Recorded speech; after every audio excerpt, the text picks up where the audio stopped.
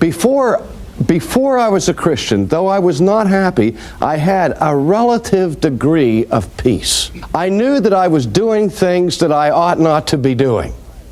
I mean, I had not totally annihilated my conscience, but I was on the way to it.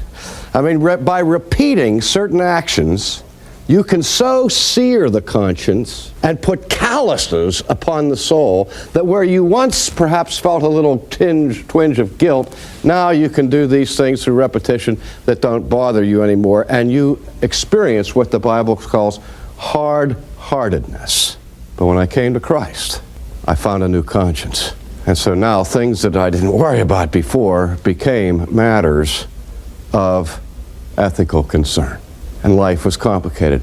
And wouldn't it have been nice if I would say, well, what I did when I was converted was I traded in the flesh, bought into the Spirit, and lived happily ever after. That's the struggle of sanctification.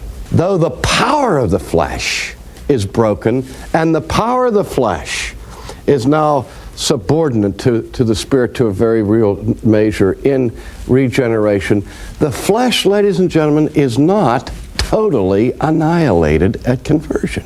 The war goes on. But I can assure you that some of the most twisted and perverted things that have entered into the mind of man began with something much simpler, something not as heinous. But as a man gives himself to one thing, then he gives himself to another thing, then he gives himself to another thing, and another thing, and another thing, until his conscience is gone. This is true.